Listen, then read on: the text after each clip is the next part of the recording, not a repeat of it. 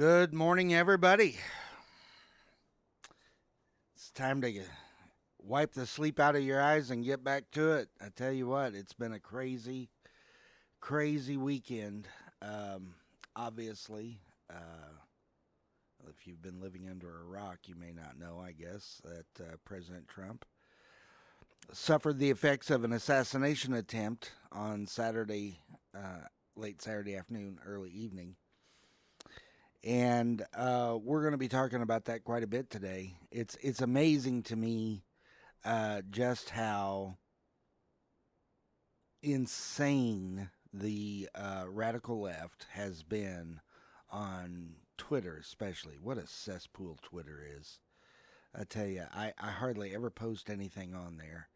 I have it mostly just to see how crazy can get, and I'm rarely disappointed. But when you see the videos of the nut jobs,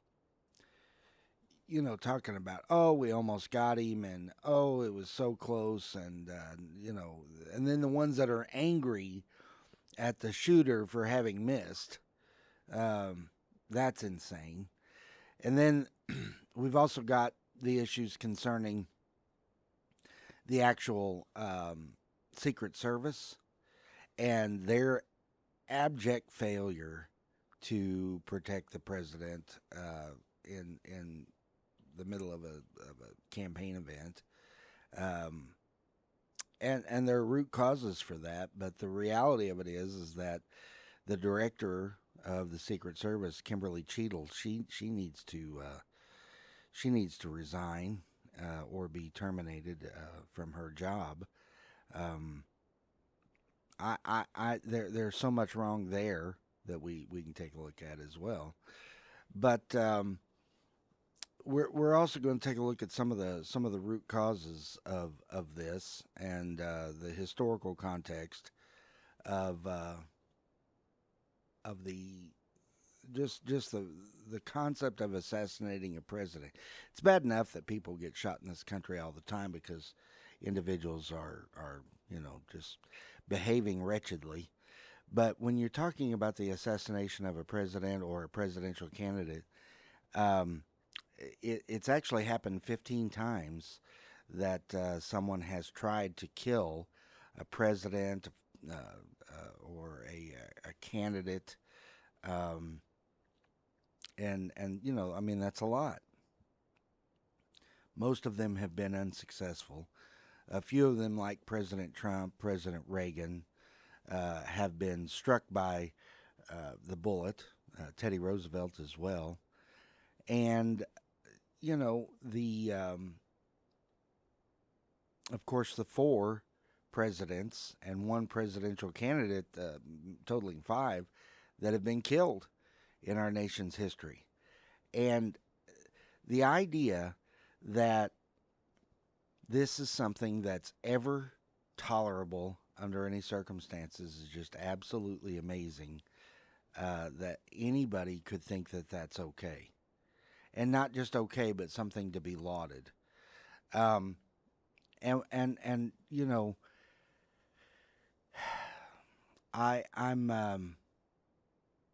I'm really angry. I had a completely different show lined up for y'all this morning, and that's gone. That's gone. So we're gonna talk about we're gonna talk a lot about this. Um, yeah, we've got some good guests coming on this morning that are going to be talking about this and other things. We can also talk a little bit about the uh, convention, but not just the convention itself, but what took place here in Missouri and some of the crazy that happened right here at home, and see where we're at with that. But first, we got to take a quick break, find out what's going on in the news today here locally, and we'll be back after that.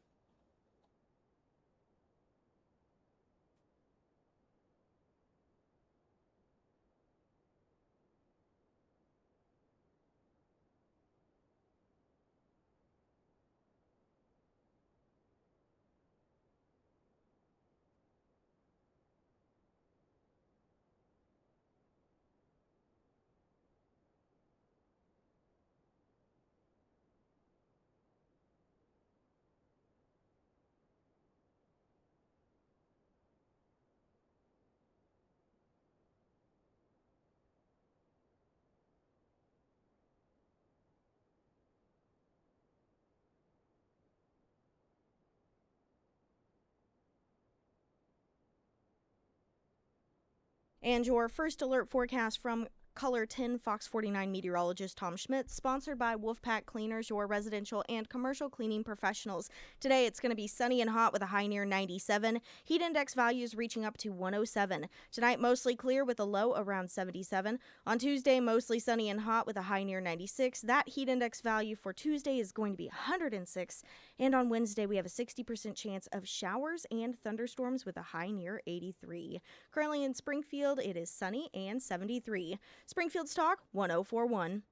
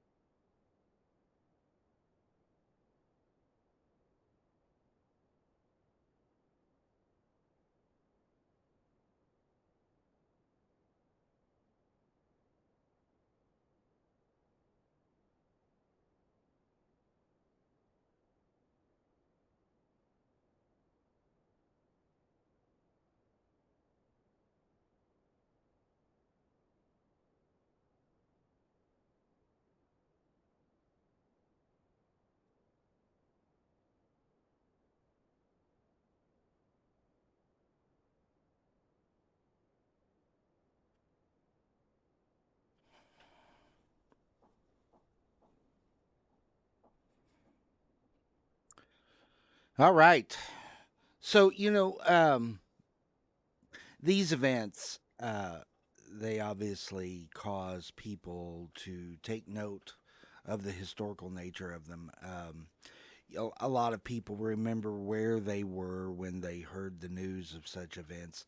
Um, President Kennedy was killed just a couple years before I was born, so obviously I don't recall any of that, but my mother does. And she can tell you exactly where she was when she heard the news and what was going on and how the country um, reacted to that news. And I'm sure many of you who are old enough to remember that event can do the same. I was uh, I was in ninth grade history, American history class in Marshfield when I heard about Ronald Reagan being shot 43 years ago. Crying out loud, Sarah! I was in ninth grade 43 years ago, and that just hit me. And you never forget those moments. Obviously, President Reagan lived through the assassination attempt, and Reagan, being Reagan, when he was in the surgery room about to go under, he asked all the doctors and nurses, please tell me you're all Republicans. You know, and um, the kind of courage that he had, it was also exemplified by President Trump. Man was shot. Now, flesh wound, grazed his ear, possibly his cheek. We're not 100% sure what all the details are yet. But if you've never been under fire, I don't want to hear anything about how that's not that big of a deal. Because I promise you this, the shooter was not aiming for his ear. And President Trump and others have credited the fact that he turned his head at the last moment um, for saving his life. Furthermore, an individual standing behind President Trump was killed. He was killed instantly, and that man is he's protected his wife and daughter by throwing them to the ground when he first heard the shots ring out. The former fire chief, and he threw his family on the ground and shielded them with his own body, and was struck and killed instantly.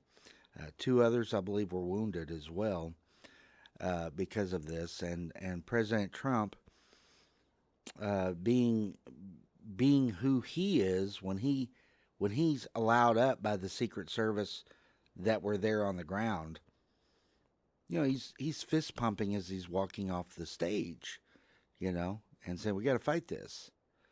It's kind of funny. The Secret Service were trying to hustle him off the stage, and he said, "Hey, let me get my shoes." You know, he was concerned about his shoes, and wanted to make sure that he had everything he needed before he left. I mean, it just shows you the mentality of the individual, and frankly, the personal courage of the individual. Nobody questions whether or not Donald Trump is a tough individual. He obviously is. But you know, I was actually at a political event in Mount Vernon. I had been asked by Representative Mitch Boggs to come there and speak to a group of individuals, and they had to meet the candidates, and they had a meal and ice cream, and you know, and all that stuff, and it was a big event. There were a lot of people there, and I was supposed to kick it off and talk about, you know, unity of the party, and trying to make sure that we got to fight like crazy between now and August 6th to make sure that our candidates win those primaries. But on August 7th, we remember that we're all Republicans. We remember that we are all neighbors, and that we have much more in common with one another than any of us do with some pinhead in Washington, D.C. or New York. And we should not allow what individuals do and say, no matter how dumb they are on a national basis, we should not allow them to destroy our own communities, families, and friendships here at home. And then we got the call. Will Scharf was there as well. And of course, Will, being part of the Trump team as it relates to the legal issues, Will was plugged in with everybody who knew the details. So before the news broke the story, we knew much more detail than was being put forth. And this is just, I mean, it happened just before I went up to speak. And then, like today, what I had planned went right out the window. I still talked about party unity, but I did it from a completely different perspective. It's not just about making sure that the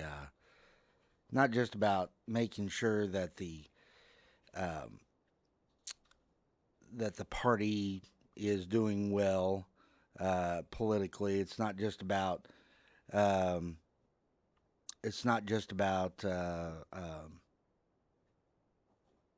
making sure that we win in November. This is a battle. This is a battle.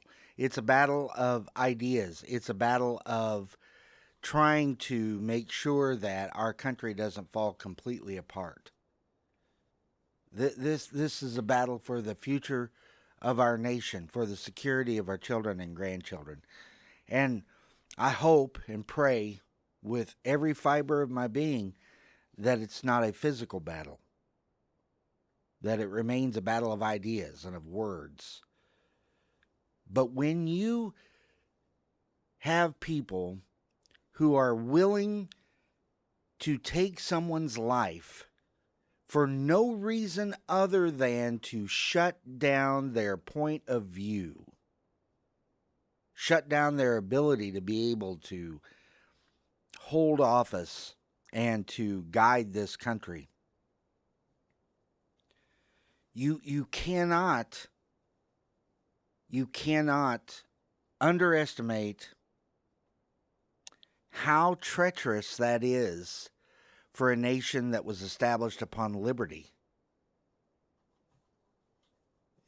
The principles that are involved here strike at the very core essence of who and what we are as a people.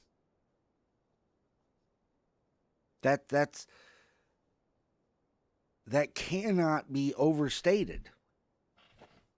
That what happened here goes beyond the facts of the events that President Trump was struck by a bullet from a shooter trying to kill him. That's awful. That's terrible on every level. But what we're seeing, what we're witnessing here is an attack on the very foundational structure of the United States of America. And I'm not in any way overblowing that. And we have just far, far too many individuals who are perfectly fine with this type of mentality. I didn't say earlier in the show.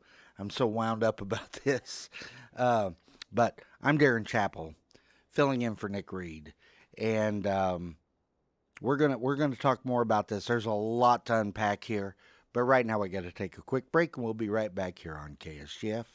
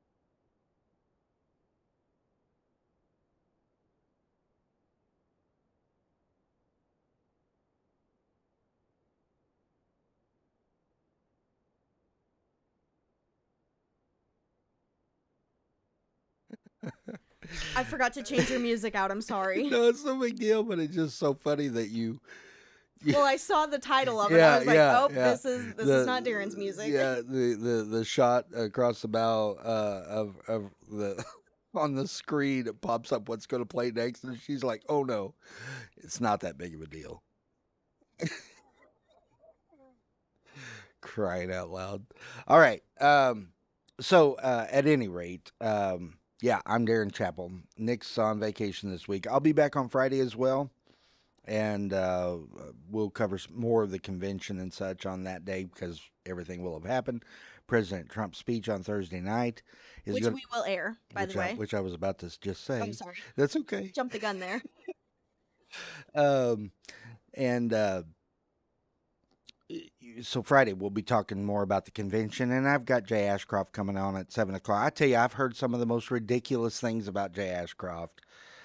People just flat out lying about the man, and we're going to talk about some of that on Friday. Um, but today we're going to be talking about the assassination attempt. So on Saturday, July 13th, at about 5 o'clock, 5:15, somewhere in that time frame, a young individual, 20 years old, and of course, his life is over. Um he was killed there, and you feel for his parents and his family because I mean they're not the ones that did this. But then I found out that both his mom and his dad are mental health professionals. And you would think that if anybody would have recognized that this kid's cheese done slipped off his Ritz, it would have been mom and dad. You know, I mean, it still doesn't make them responsible for this. Don't get it twisted. But I mean, crying out loud, the way that this young guy allowed himself to be manipulated by the narratives coming from the left is amazing. And then of course everybody said, "Oh well, yeah, but he was a registered Republican." Well, in Pennsylvania, in order to vote, you have to be registered. And I don't mean to shock everybody, but people will lie about being a Republican or a Democrat so that they can vote in a primary on the other side to be able to help select a candidate that they deem to be weaker so that their preferred candidate in November, where everybody gets to vote, then has a better chance of being elected. And this kid, and he is. I mean, I'm sorry, I don't mean to offend any of the younger people, but when you're 20 years old, I know you feel like, wow, I've grown up. There's so much more to life than what you've experienced by the time you're 20 years old. There just is. And I don't care what you've done to that point, there's more. And it's heartbreaking to me when someone that young does something this atrocious because you know they didn't have all the facts of how life works before they made the decision to destroy themselves and, in this case, somebody else. So mom and dad are mental health professionals. They don't see this kid becoming what he is, or if they do, they simply do not act appropriately. I saw in the press that uh, the kid's dad was like, I don't know what's going on here. And on a human level, you say, well, man, that family. I mean, they've lost their son, and so many millions, tens of millions of people hate that kid, and he's gone forever, doing something that was, just absolutely horrendous, and it's got to be tough on the family. I saw, again, because we knew earlier than some did. I saw this kid's Facebook page before they shut the whole thing down. I actually have a picture I'll show you, Sarah. Not the audience. It's hard to show you something on the radio. But this kid, his Facebook page, I mean, it has him standing with the rainbow flags and the LGBTQ community. He talks about his husband. You know, I I struggle to believe this kid's actually a Republican based on how he was writing and pictures that he put up. I mean, I struggle to believe that he's a Republican. Now, there are gay people who are Republicans. I sit behind an individual who is a gay person right on the House floor. You know, there's he's a Republican. He doesn't always vote the way I wish he would, but I mean he's a Republican. And the reality of it is that this kid, though, the way that he's writing, the pictures that he had, which are now gone, um, I don't believe that he's a Republican. But could it be? Could it be that someone from the far, far, far right that identified as a Republican, or someone who identified as a Republican from the far left of the party in the moderates, could they have decided that they were going to take out Donald Trump? Yeah, that's possible. I don't think it's nearly as likely as somebody from the left, but it is possible. How does that change the narrative? How does that how does that change how does that change what took place and why? Because it was not the Republicans who've been calling Donald Trump an insidious existential threat to our nation. It was not the Republicans, no matter the shade of red. It was not the Republicans who were referring to him as uh, worse than Hitler and Mussolini. By the way, that was Claire McCaskill who did that. Claire McCaskill had a video while she was on TV being interviewed where she talked about terrible tyrants in our history. She talked about Hitler and Mussolini, and she said, but they wanted power and they wanted to conquer other nations. Donald Trump just wants to be the guy who lives in the White House, and so that makes him worse. Hey, Senator McCaskill, you've turned totally out of your mind crazy. And I'm assuming you're doing it just so you can get invited onto news shows and be relevant for 45 seconds or so. But Claire, it is time for you to sit back and hush like from now on. Absolutely asinine to be saying that anyone in these political races are worse than Hitler. Here's an idea, guys. How about if you're not responsible for the mass murder of 6 million people, we don't make the Hitler comparisons anymore? How about that? Unbelievable. Got to take another quick break. Come back. We're going to continue right here on KSGF.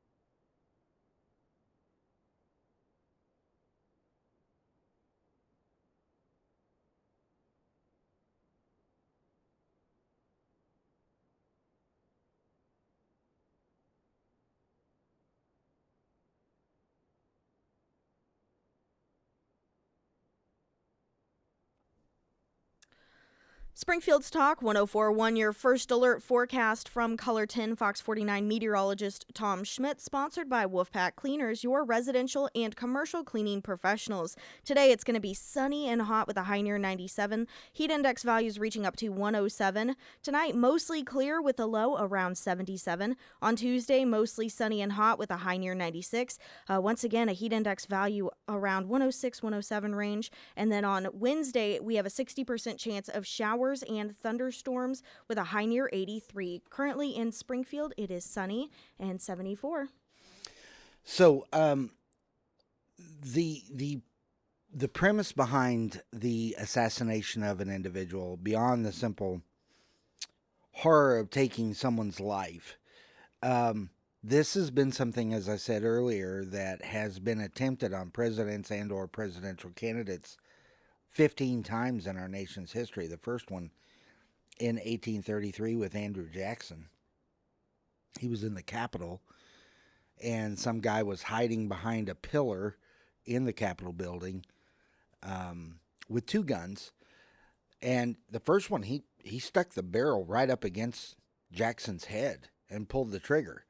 And the powder went off, but it was a misfire, and the charge behind the ball in the barrel did not go off.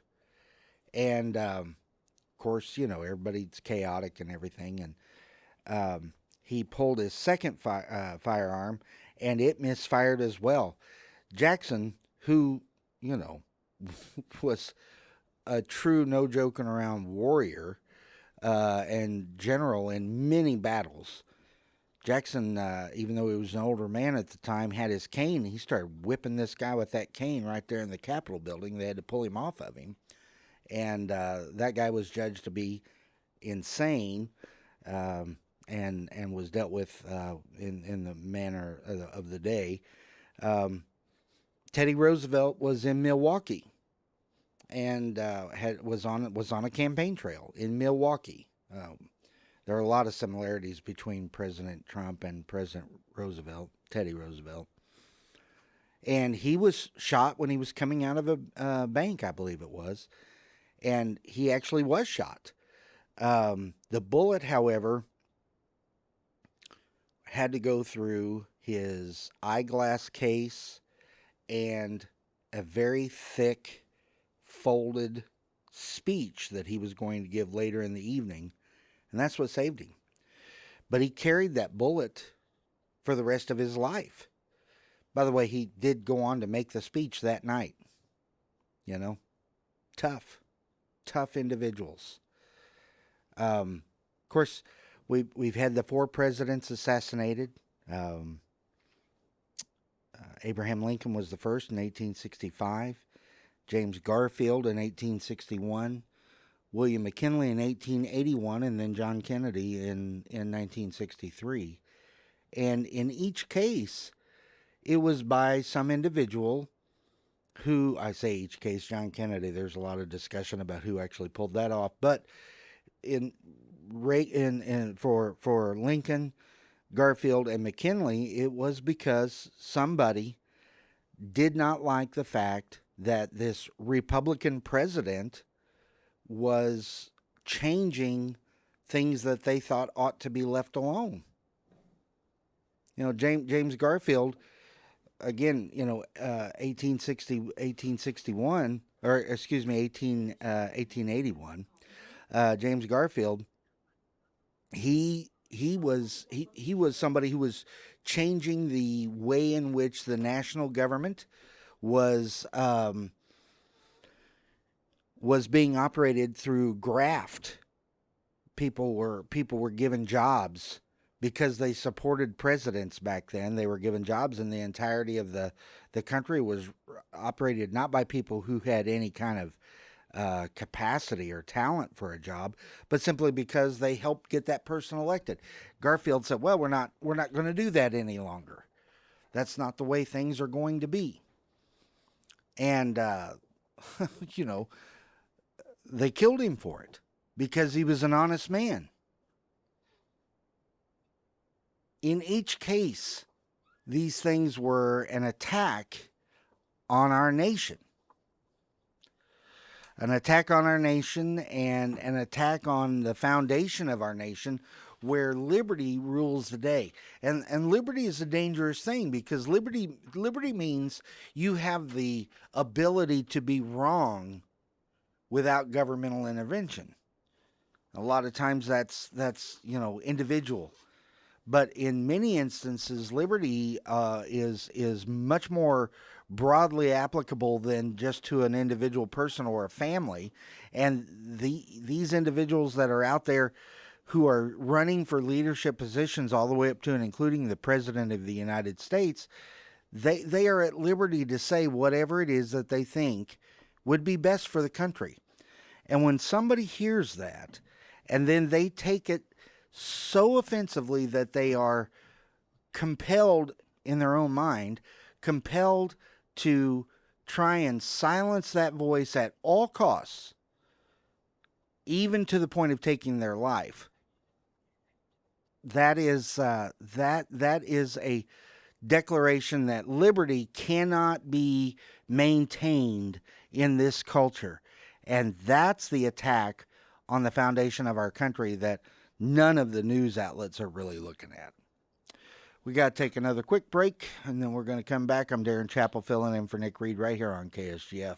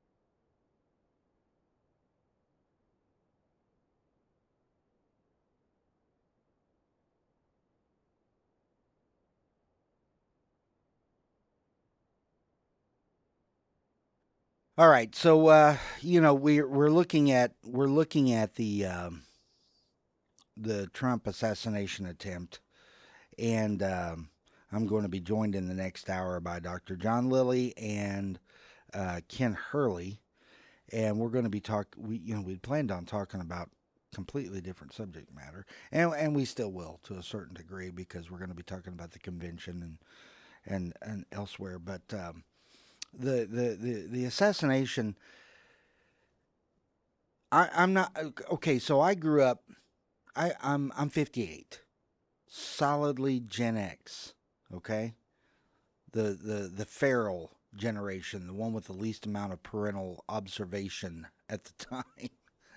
And I hear a lot of people talking about media influences and how video games make kids do terrible things and everything. Well, you know what? I grew up on the Wile E. Coyote and the Roadrunner, and I never once tried to shove somebody off of a cliff. You know, I never did that. So I'm I'm trying to I'm trying to realistically assess the influence that media and the opinion and vitriol of others could have on somebody. All right? I'm trying to be I'm trying to remain skeptical. I mean, if nothing else, I try to be the voice of reason. I always try to say, okay, what's the rational position here?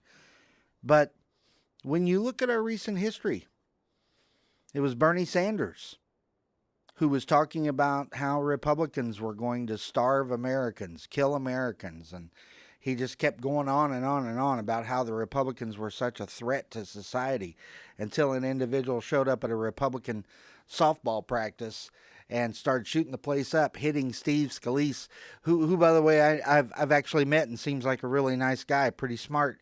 And Scalise, he nearly died.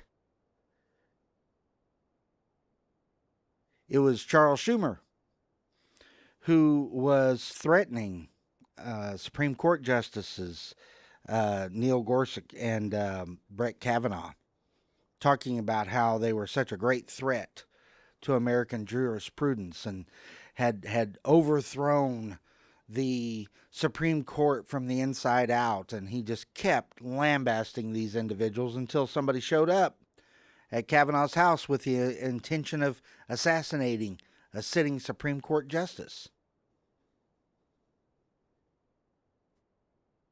President Biden has been talking about President Trump being an existential threat to democracy, which, by the way, for the billionth time just this year, we're not a democracy. I'm a threat to democracy. Bring it. You want to know why I carry a gun everywhere I go? This is it. And I I don't have Secret Service, but I'll shoot back. I'm a threat to democracy. I said so on the House floor. I stand against democracy. We are a republic. We always have been. That's what our intention was always from the very beginning, was not to be a democracy.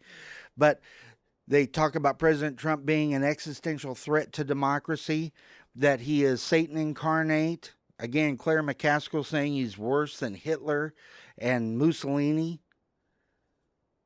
And then someone tries to shoot the man. I cannot, I mean, I'm so angry that our society has allowed this, to borrow a phrase from Bill Bennett, we are slouching toward Gomorrah,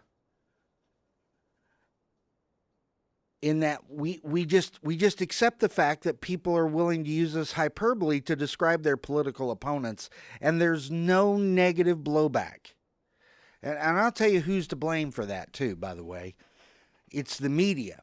I don't mean the left and I don't mean the right. I mean the media. When I was a kid, there were 3 channels. 3. And you had to choose between ABC, CBS, and NBC. Walter Cronkite was the most trusted man on television. And you had to choose between those 3. And in order for them to get a market share sufficient to be profitable above their competitors, they had to be broad-based enough and even-keeled enough to appeal to a majority of people while they're delivering the news. And so it was much more matter of fact. I know they covered stuff up. I know Walter Cronkite colored the whole concept of the Vietnam War. And in fact, when Cronkite said on the air that the war is unwinnable, that was essentially the turning point of Vietnam. And, you know, I get all that. That's true, but that's always been true, that people of influence have influence. Funny how that works, right? But those limited media outlets and those limited times, man, you came home from work and you watched the 6 o'clock news. And then they had, you know, Mork and Mindy on after that. It wasn't constant. And then you watch the news at 10. And then the Tonight Show and Johnny Carson was on after that. It wasn't a constant 24/7 barrage of media just bashing anything and everything that there is. So I mean, the media and the access that we have to nonstop, unplugged, unfiltered, and I'm not calling for censorship. I'm not none of that. But I'm just saying the new era in which we live is how these crackpots get so wound up that all they think about is taking out a president.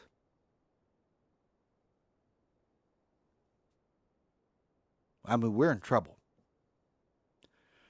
We got to take another quick break. We'll be right back here on KSGF.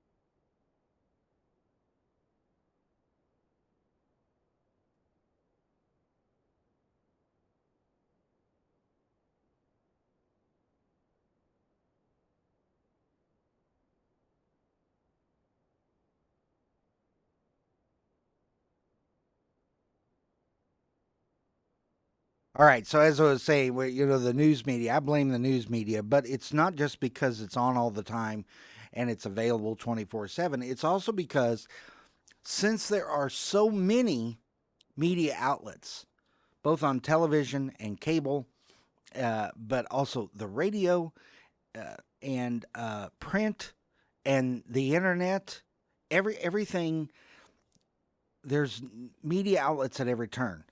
So because there are so many, and not just three, in order to have an audience large enough to be profitable, these media outlets have to attract as many people as they possibly can.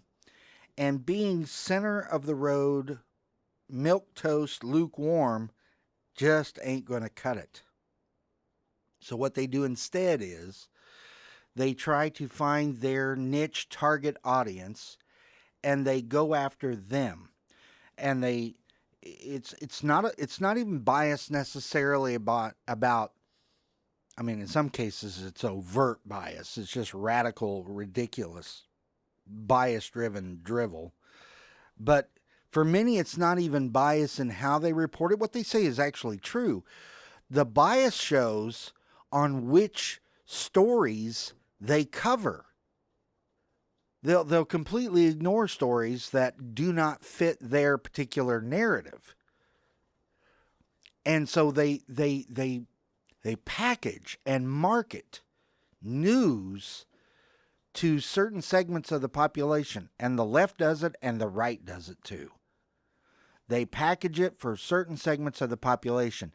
And most people, if they're honest with themselves, they have a favorite news source or two or three favorite news sources. And they go there and find out what's being said throughout the day. But do you know why that's their favorite news source? It's because their news source, quote unquote, tells them that they are right in what they already previously believed. Very, very few people, it's called confirmation bias. Very few people are actually seeking out different opinions so that they can be fully informed and then make a decision based on the facts. Most people go to XYZ media outlet so that they can be told how right they were before they learned anything about the facts. Well, that's just nuts, but that's what we do.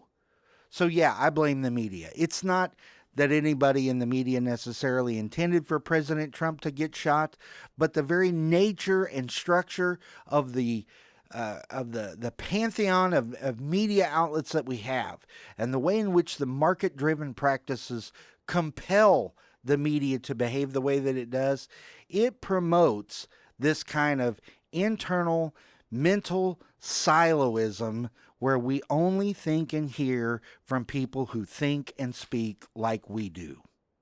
And then shazam, somebody gets talked into taking a shot at the president. There's a lot of blame that needs to be spread around here, folks.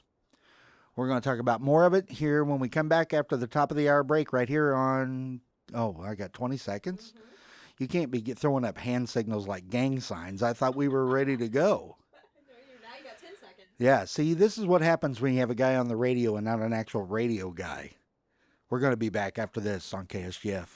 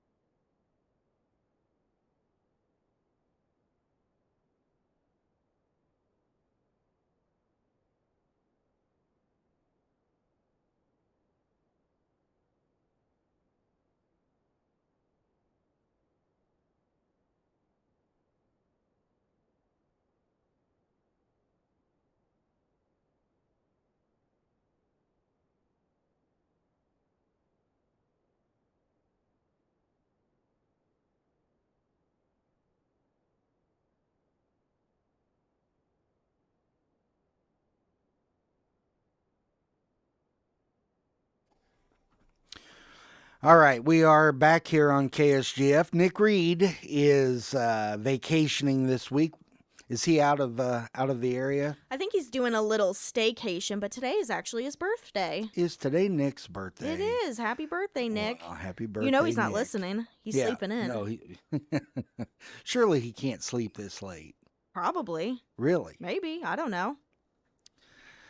You know, if you get up every day at 4:30 or whatever, it's hard to wake. It's hard to sleep in till 7. I don't have that experience. I sleep in until about 7 on the weekends. Do you Yeah, really? to get a refresh, a restart. Huh. Yeah, got to reset for the week. That would be like me sleeping until 9, and there's no way I can't stay in bed that long. No chance. Anyway, happy birthday, Nick. Again,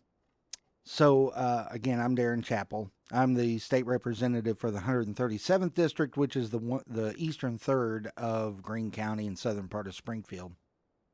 And I'm joined this morning by Dr. John Lilly. And good morning, and Ken Hurley. Good morning. Good morning. You guys about as wound up as I am? Oh, yeah. Yeah. It doesn't take caffeine to get wound up over this. Oh, I know it doesn't. And the reality of it is that I don't understand. I don't understand the way that so many people are reacting to this with the disappointment that the shooter missed. The just crazy videos on Twitter. I'd say they need to be investigated by the Secret Service, but the Secret Service apparently isn't doing much these days, so I don't know that it would make much difference, frankly. So, John, where were you when you heard the news that this occurred? I think I was at home. And I was at home, and whatever news channel we were looking at broke in with, this just happened, and showed the video of the president, getting hit and then going down, ducking down or whatever, and then the Secret Service coming in. Yeah. So it was whatever channel we were looking at. How about the news coverage in those first few minutes? President Trump's speech was interrupted by pops. Yeah. President Trump's speech was interrupted by noise. I saw one where the president fell down during the rally. I mean, come on. The ridiculous nature of it all. Did you see the local news headlines? Yeah, and the thing about that is, as ridiculous as that is, that the news leader headline was that there were pops in the audience. So the headline was from the news leader: Trump removed from stage by Secret Service after loud noises startle former president and crowd. Yeah. Here's the only, and it's not a justification, but the only thing I'll say about that is I'm 99.999% certain they got that headline from another outlet. Yeah. They cut and pasted that. But come on, man. My wife and I made the comment. I made the comment, and she said, "Yeah, that's right." People that were commenting, the news people that were commenting, they say, "Oh, this is firecrackers." I said, "Those are people that have never fired a gun." Yeah. Because that is exactly what it sounded like. Yeah, the report, the echo. Do we know what kind of firearm it was? Apparently, some kind of rifle, and I heard yeah. it was an AR-15 type of platform rifle. And I knew it was semi-automatic rifle. I wasn't sure which type, but I did see one goofball saying, "This is what you get when you don't want to take AR-15s off the market." Clown, I mean, it's just ridiculous. How about you, Kim? Where were you when you heard about all this? Well, you and I were in the same that's right. room. I forgot you were there. We were at Mount Vernon, and we actually had, as you said earlier, some inside news source from Will Scharf, who is one of President Trump's attorneys, and he was there at the same meeting. And but what you were saying earlier, going back to JFK, I was in the 8th grade, and the 7th grade teacher came in and made an announcement, and he was so startled we didn't even understand what he was saying. Yeah. And we had to ask, what did you say? Slow down. Mm-hmm. And, thankfully, it was not a fatal attempt. And as you say, there's, this is way beyond, we went past the point of this is ridiculous. We're into insane now. Well, and okay. So you brought that up. First of all, it wasn't fatal for President Trump. There was a person killed, another individual was critically injured, another person Correct. was injured as well. But And actually, that was one of my thoughts when I was sent a video on the cell phone. It's amazing. We didn't have that back in, the Kennedy days and so on. But my first thought was, who got hit behind them? yeah, because and even before the video, we all know they always stack supporters behind the candidates. Everybody does that. And if it missed President Trump, it had to hit somebody behind him. It was stopped, yeah. Yeah, unfortunately. that round did hit something or someone, and unfortunately, and this individual, I'm not quite sure how to pronounce his last name, but this Corey Comparator, I don't know. This guy's a fire chief and family man. Do you know how it's pronounced, John? No. Okay, I thought you were going to correct me. Sarah? No clue. Okay. Ken? Don't ask me. I only did that so you didn't feel left out. I was going to say Baron Chickle. No, I don't know. Yeah. So, unfortunately, this man was killed simply because he was there in support of the candidate of his choice. I mean, clearly, nobody did anything wrong but the shooter. And when I said earlier that there's blame to go around, there is. But the blame for the event itself rests squarely upon the shoulders of the individual who pulled the trigger, right? I mean, Yes. that's the deal. And Ken said, we've delved into the realm of insanity. You got to be crazy to do this. So that can't even be an excuse per se. It may be for him from a legal perspective if he had lived and gone to trial. But the reality of it is, we know there are crazy people out there. We need to be more circumspect in how we voice our positions when it comes to the political stage. All right, we got to take another quick break, and when we come back, we'll continue on here with Dr. John Lilly and Ken Hurley here on KSGF.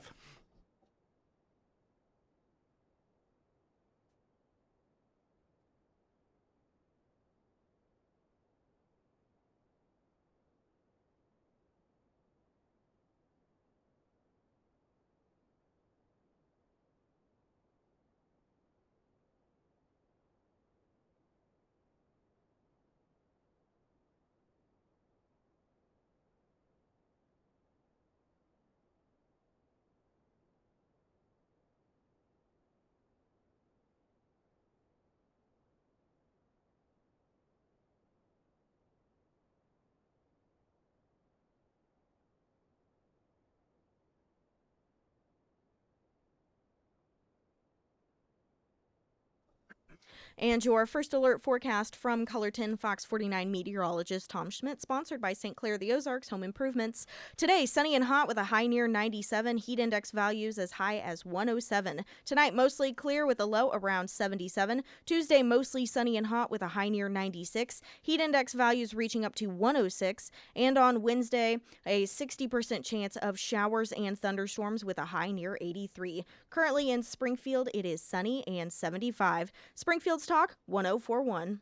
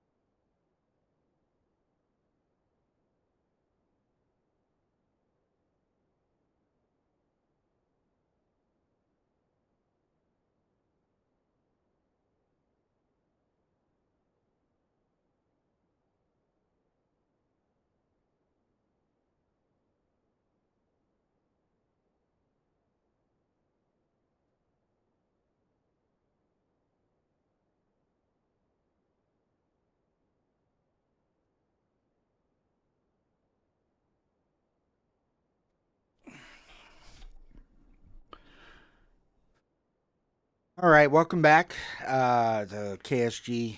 I couldn't say the call letters here on the Nick Reed Show. And Nick is not here. I'm Darren Chappell filling in for Nick.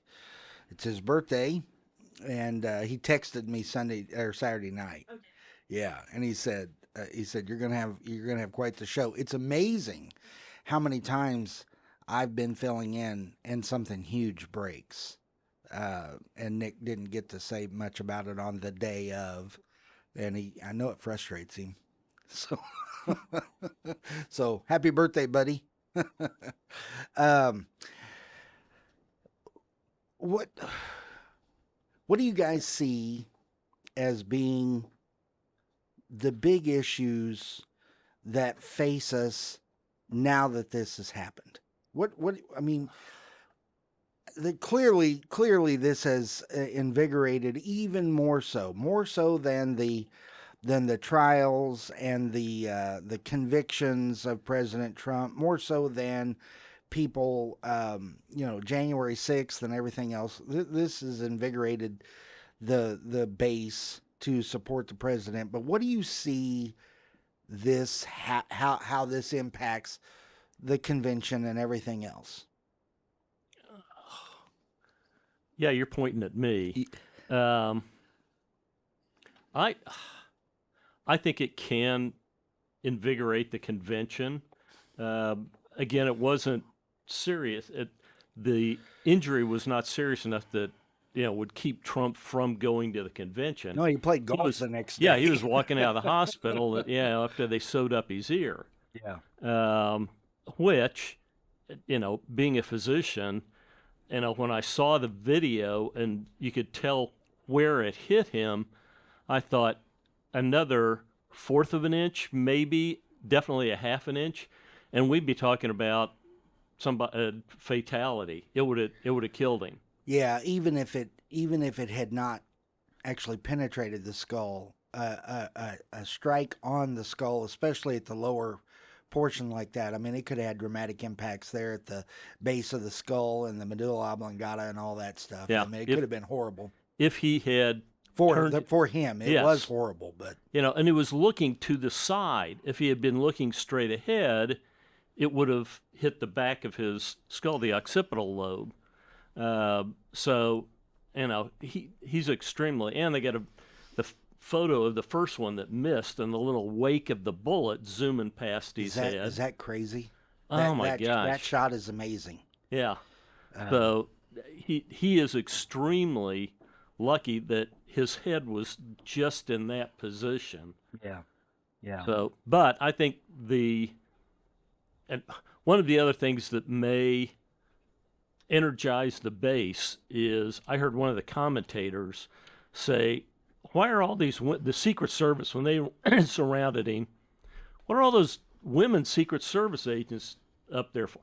And I think the DEI woke stuff inside the administration and the Secret Service is watering down their effectiveness. Did that have anything to do with their effectiveness of, looking at all the locations and possibly, looking at the top of the building that the shooter was on? Yeah, and I just to be clear, and I know you're not necessarily saying this, but I don't know that the fact that they were women precluded them from saying, hey, somebody ought to be on top of that building. Right. But I was saying it more of, you got to have somebody. I remember when Reagan got shot, they shoved him into the SUV that they had there. Yeah. And this is, I'd rather have a bunch of burly guys around me that if they have to physically pick me up, that they could do that. Yeah, I think the thing is that Director Cheadle, who by the way never served in the Secret Service. Yeah. There's problem number one. Yeah. The person in charge has not risen through the ranks, having been successful in their efforts. But the fact that she is on camera saying that as she sits in that director's chair, she finds it important to make sure that there is a diversity of candidates for the Secret Service, and especially for women.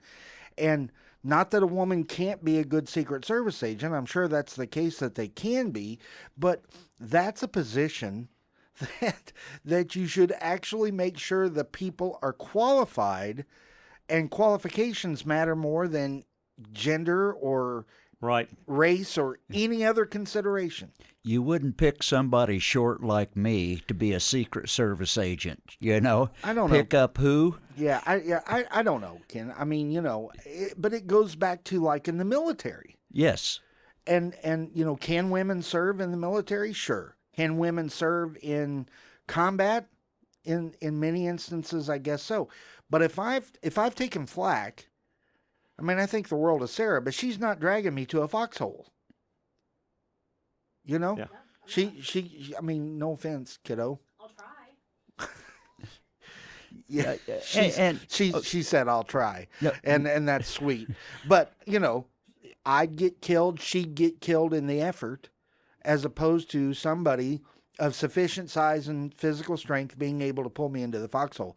But this is such a dramatic breakdown, and I've read reports where the Secret Service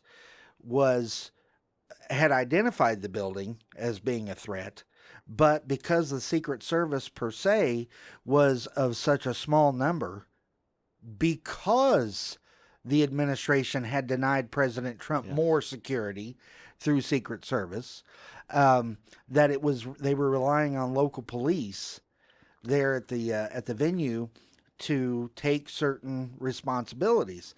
But apparently somebody told the local police that building is your responsibility and did not say, we need somebody on top of that building. They just said, look, that's your responsibility, but did not follow through with how that responsibility should be met. We got to take another quick break, guys. We'll come right back here on KSGF right after this.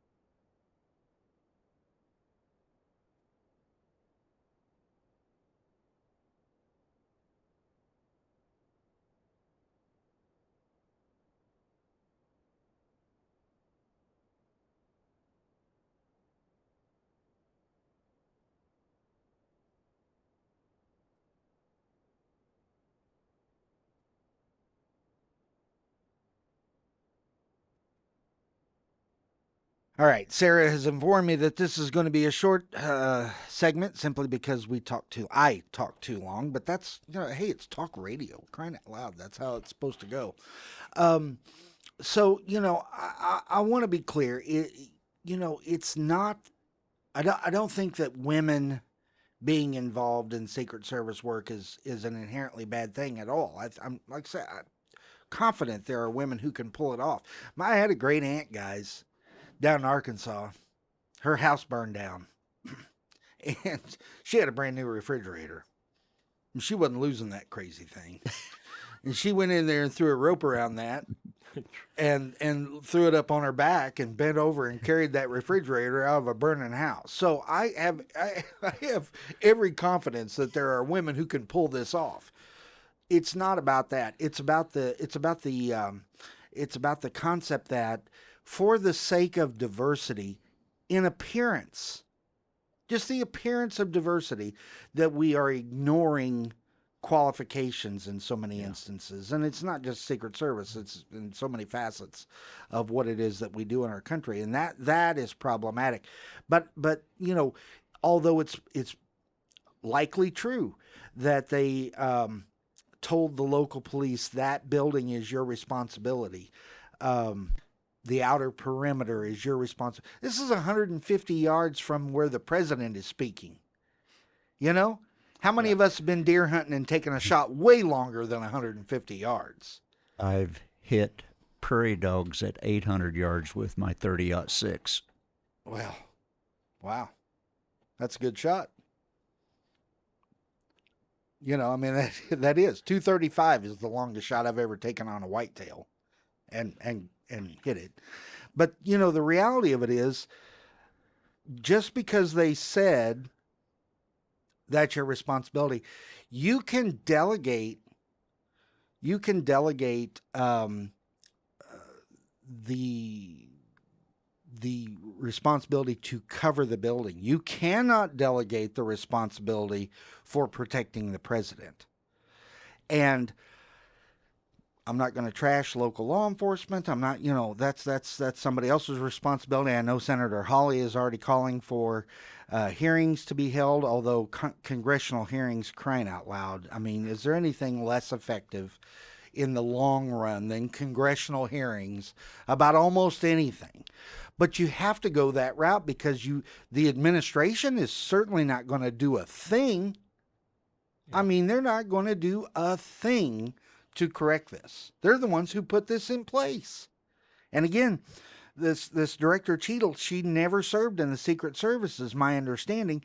And if that's the case, I mean, crying out loud, John, you're a good guy, but you shouldn't be running the Secret Service either. That's right. I mean, Ken, you don't have the background. No, I don't either.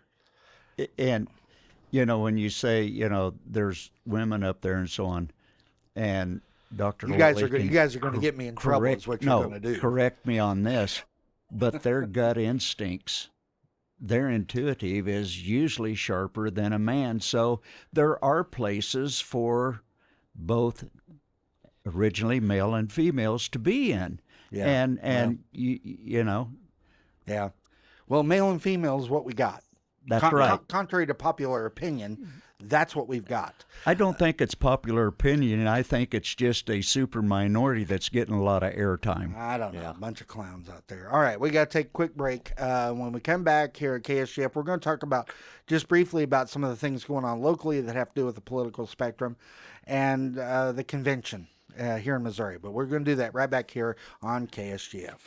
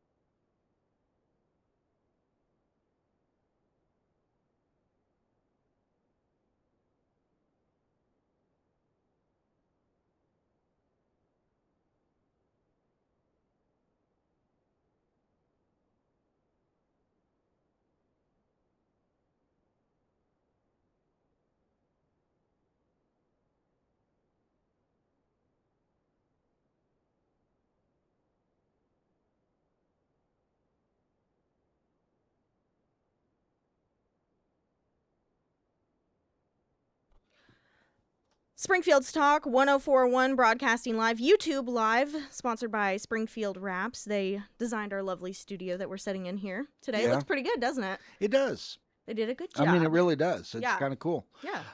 They, for many, many, many years.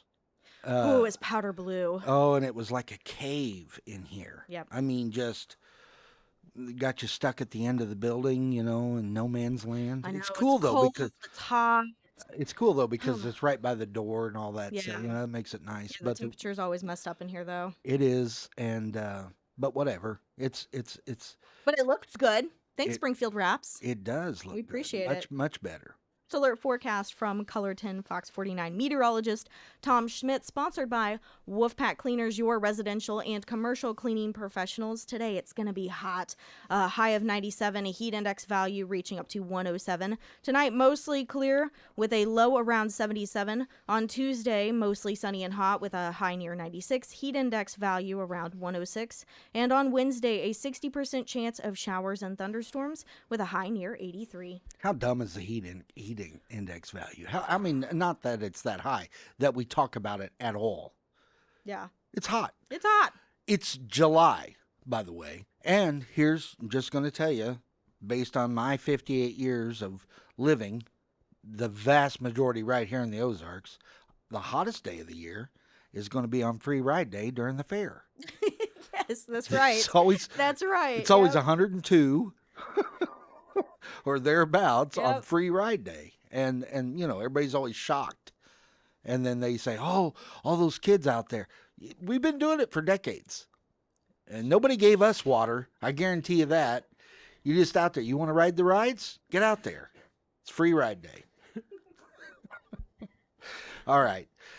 So, Ken, we got something going on in Christian County. Can you briefly tell us what's going on there this evening? Yeah, we have two events. One is tonight, Meet the Candidates, and it's at the Christian County Courthouse gazebo, so it's going to be outside. Yeah. From 6:30 to 7 is meet and greet and ice cream social, so get there early or you're not going to have ice cream, you're just going to have cream with the heat. And then at 7 o'clock, the 140th District Forum between Jamie Gregg and Danny Garrison. At 7:30, the 29th Senatorial District Forum between Mike Moon and Susan Harrelson. And then at 8:15, it's just everybody get together and talk. We're going to have raffle and door prizes. And since we're not going to have any rain, according to Sarah, bring a lawn chair because there's no chairs around the gazebo. We're going to have a PA system so people can hear. We want it in the open so those that aren't in the circle of politics can actually stop in and meet a candidate and so on. And then tomorrow night at the Management Center just next to Sonic in Ozark is the Christian County Republican Central Committee. We're going to have another candidate forum and meet and greet and so on, and that starts at 7 o'clock. So there's two opportunities for people that will be inside and air conditioning. Okay. Well, I think it's important for people to hear the candidates talk and how it is that they present themselves. I'm not sure people fully appreciate how important it is to be able to communicate when you're in the House of Representatives or in the Senate. I mean, being able to actually speak, kind of a big deal, given that that's really the bulk of what we do. And knowing what you speak about. Oh, for crying out loud. I had to throw that in, didn't I? I tell you, man, of all the dumb things that Jeff City has going for it, the fact that so many people have no idea what in the world they're talking about is at the top of my list. I mean, it's just ridiculous, but nevertheless. So, a couple of months ago, we had the GOP convention, statewide convention here in Springfield. And, that was a big, kerfuffle. And I was not a delegate. The certification process for delegates and alternates to the convention was all jacked up. I do not believe it was jacked up on purpose. I don't think there was any malicious intent. I think it was incompetence. And here's the deal, guys: you cannot accuse your opponents, political or otherwise, of conspiratorial intent and incompetence at the same time. You know, you can't be incapable of pulling something off and be a mastermind. You know, that's like people talking about President Bush, George W., being a being a uh, the dumbest guy on the planet and having created 9/11 as an inside job. You can't have it both ways. And that's what was going on. You know, there was a lot of that being said. You know, that that the parties conspired against the grassroots and all that.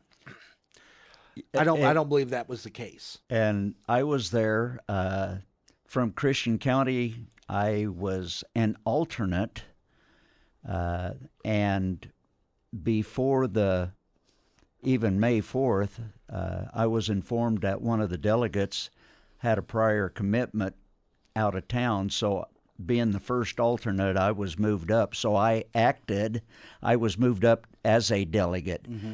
And, one of the things, and I think Travis is his name, the tech guy for the Missouri Republican State Committee, the MOGOP, his grandfather had died, and he wasn't there to help with technical stuff. And you don't want me helping with technical stuff because Yeah. May 4th would have looked good. And it was unfortunate, but there's some other things that people tripped up and on following. But right now, the RNC convention is going on in Milwaukee. I've been texting some people that are up there, and they're kind of having just a good family reunion from Missouri. Yeah, So, yeah, and but focusing on the convention, and John, you weren't there, but I was, and not a delegate, not an alternate. I was just there because the state convention is in Springfield, and I represent part of Springfield, and so, it's my duty, I think, to be there. So anyway, I was asked to try to help calm the situation down. Yeah, that went over real good, like a lead balloon. And I got booed on the stage, and everybody's like, "Oh, I'm so sorry you got booed." And I go, "Oh man, it's not my first time. It won't be my last either." I just tried to tell people, "Hey, stuff gets messy in convention. I don't know what to tell you. I've never seen one work right yet." there's 1,700 delegates, alternates, all in one room.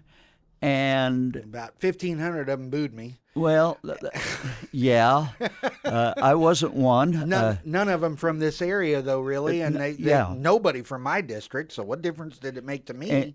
And it was unfortunate. It's a learning curve, and I actually sat on the Missouri Republican State Committee. I'm the 29th senatorial committee man. Yeah. And we're going to address coming up to have a smoother convention in 2028. Yeah, well, we need to. They only come around every 4 years. It'd be a good idea if somebody was, thinking ahead.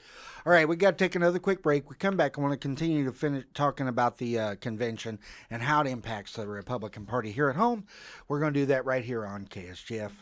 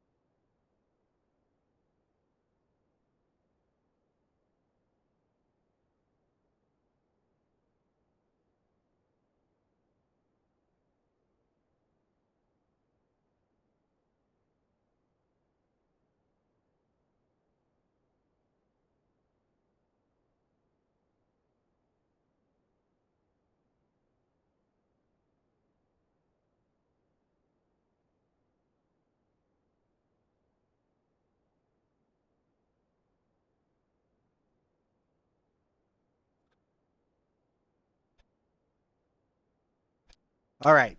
So the convention in on May 4th here in Springfield. I mean, it was a mess for a lot of reasons, and there were a lot of people that messed things up. And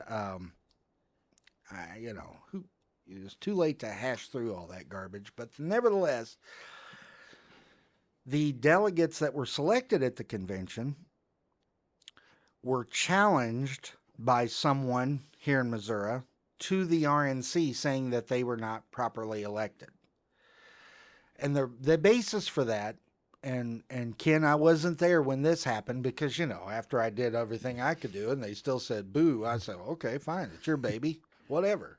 I'm not a delegate. I'm going home, and so I wasn't there when this took place. But it's my understanding that at least part of the rules that the RNC had set forth were disregarded and voted we're not going to follow that part of it. They're okay. Is that accurate? Not 100%. And there's two sides to every fence No. and story. I'm just asking you, what did they or did they not vote not to follow all the rules? Okay, and some of that was conflict with the state of Missouri and the MOGOP rules and the RNC rules. And my understanding, they were corrected that night. Okay. But there's arguments on both sides. And I don't know. That's why I'm asking.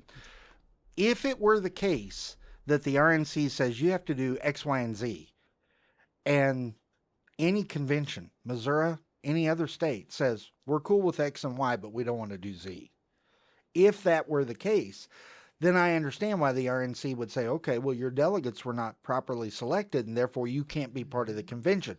And the reason is because if the RNC ever one time let a state go rogue and didn't do anything about it, you can forget about every convention from here on, right? Correct. So the RNC said, okay, so the challenge was made. The RNC says these delegates can't come. So we're going to throw it back to the state. And here's where I think the state made a terrible mistake, an error in judgment. Kobe Collins, who lives up in Polk County and is a delegate to the RNC, was responsible for appealing to the RNC to disregard the dismissal of that slate that was selected here in Missouri. And Kobe's great guy. I mean, I really like him. He's a good guy. He he made the presentation and the argument as to why it ought to be that the slate is maintained. But before that, he went to the party and said, look, this is obviously heated, obviously divisive. How about we do this? What if, when you appoint a new slate of delegates, you give 60% of those spots to the people who were selected at the convention, and then 40% of your choosing, which was magnanimous, my opinion. And not only was that rejected, but a counter offer was not given from party officials. I think they missed an unbelievable opportunity right there to be uniting. Yes, and where the 60-40 came from in electing the RNC committee man, committee woman from the state of Missouri, that was about the split of the vote. So, I think it was good gesture on yes. on Colby's part and everybody who was involved. He appealed to the RNC. The RNC said, "We see it your way," and they reinstated the original slate. So, and that happened after the GOP selected new delegates and new alternates, and that was sent. But Kobe went in front of the Credentials Committee, and it was a unanimous vote to reinstate the original slate. Yeah. So we got to take another quick break. Okay. I'm not done with this though, so we're gonna come back because I got something that's got to be in my bonnet about this still. But we got to take another quick break. We'll be right back here on KSGF.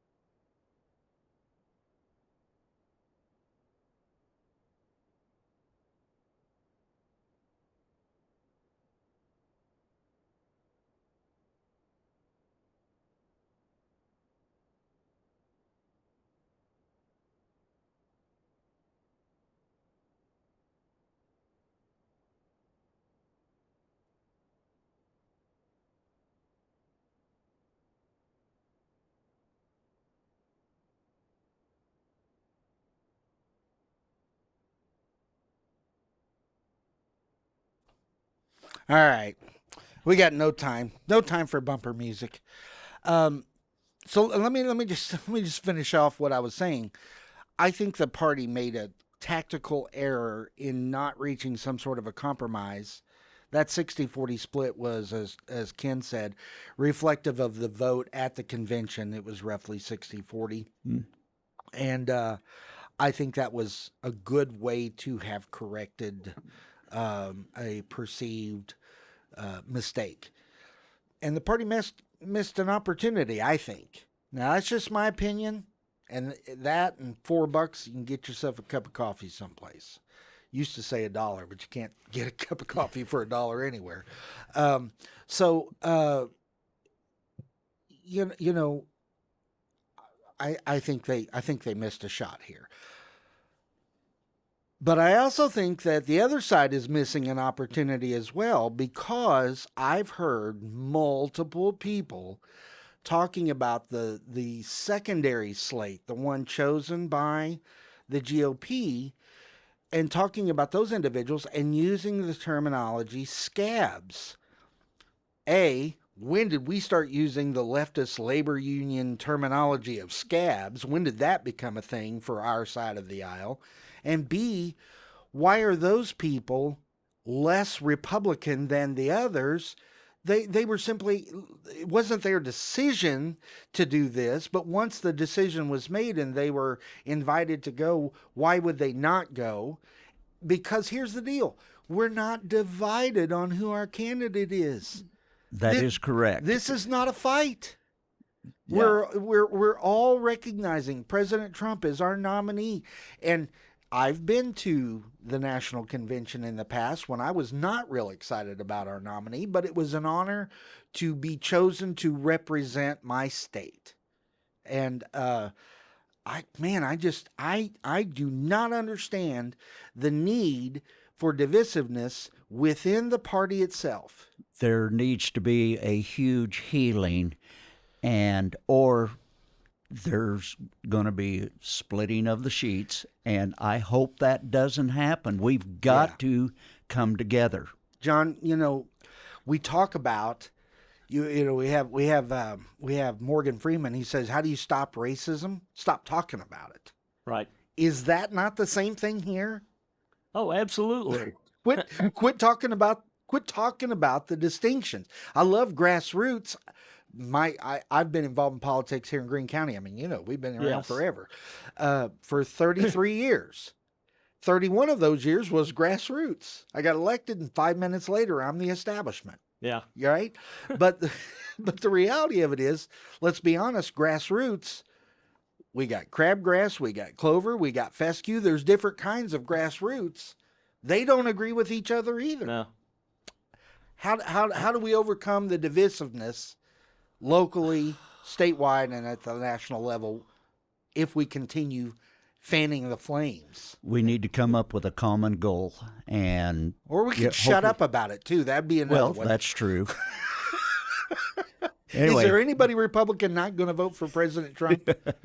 All right. hey, happy birthday, Nick. Yeah, happy birthday, Yeah. Nick. Guys, thanks for coming in. I appreciate bet. it. We are going Thank to you. come back right after the top of the hour news and weather on KSGF.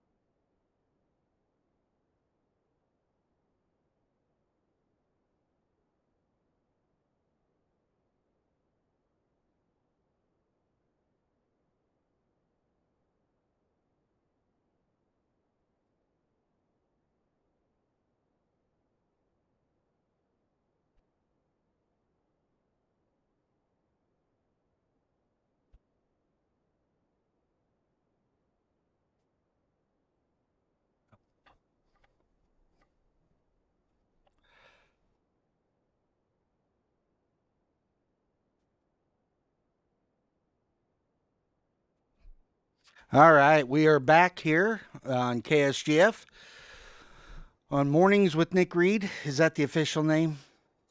KSGF Mornings with Nick Reed on Springfield's Talk 1041. There you go.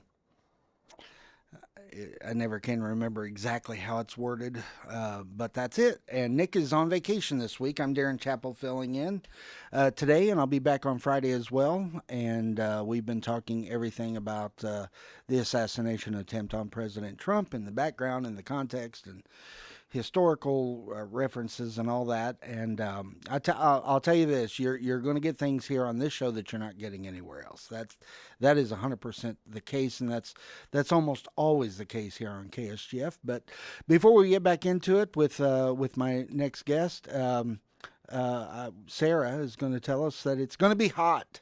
Basically, but first, let's get the news out of the way. Okay, we'll do the news first.